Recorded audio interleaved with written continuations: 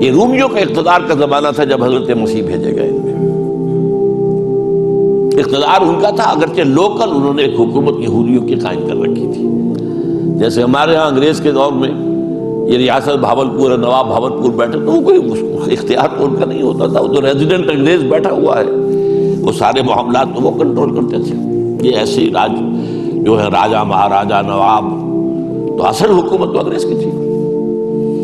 تو یہ رومنز کی حکومت کے تحت جو ہے ان کا ایک لوکل نظام تھا، مذہبی نظام بھی تھا. سین ہیڈرن ان کا ایک بہت بڑا ادارہ تھا جس میں ان کے بڑے بڑے ربائی بیٹھے ہوتے تھے، فیصلے کرتے تھے. لیکن یہ ہے کہ حضرت مسیح جب آئے علیہ الصلوۃ والسلام، ان کو انہوں نے رد کیا. نہ صرف رد کیا، انہیں ولد الزنا قرار دیا، انہیں جادوگر قرار دیا، ان کو کافر اور مرتد قرار دیا، واجب القتل قرار دیا. آخری سلوک جو کسی رسول سے کسی امت نے کیا ہو کبھی، میں نہیں سمجھتا کہ اس کے آس پاس کا کوئی معاملہ کسی رسول کے ساتھ ہوا. سین ہیڈرن جو تھا ان کا، انہوں نے فیصلہ کیا یہ واجب القتل ہے، لیکن ایگزیکیوٹ نہیں کر سکتے تھے، خود نہیں کر سکتے تھے. وہ جو پائلیٹس پونٹس بیٹھا ہوا تھا گورنر، وہ کر سکتا تھا. اس سے کہا گیا اسے سولی چڑھاؤ. اس نے کہا ہمارے علم میں تو اس کا کوئی جرم ہے نہیں، کیسے سولی چڑھا دیں؟ آخر رومن امپائر قانون کے اوپر چلنے والی تھی. کہ نہیں، ہمارا معاملہ ہے، ہمارا حکم ہے، ہمارے سین ہیڈرن کا فتویٰ ہے، ہمارے بڑے بڑے جو مفتی بیٹھے ہوئے ان کا فتویٰ ہے.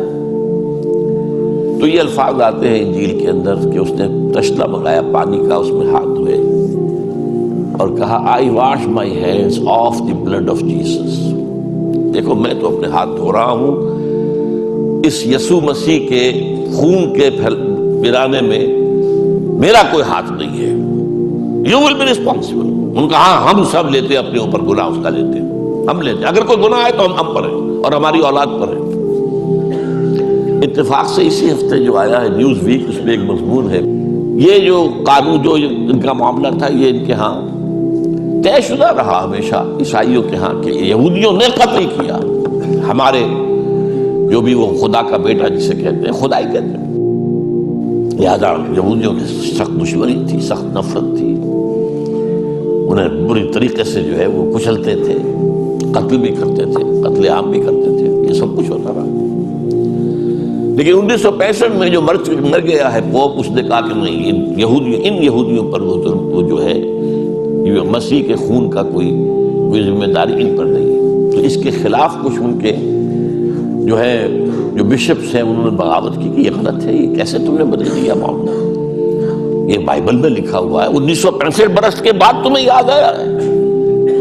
بہرحال وہ ایک بہت اچھی ایک بحث ہے جو اس میں آئی ہے. تو وہ میں نے کہا ہے کہ اس کو ہم شائع کریں مساق میں، تاکہ اس میں ندائے خلافت میں آپ کو اس کی معلومات حاصل.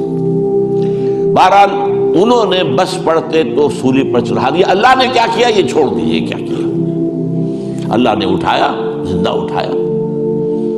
اس کی جگہ پر کون ہوا ہے؟ کروسیفکشن تو ہوئی ہے. کس کی ہوئی ہے؟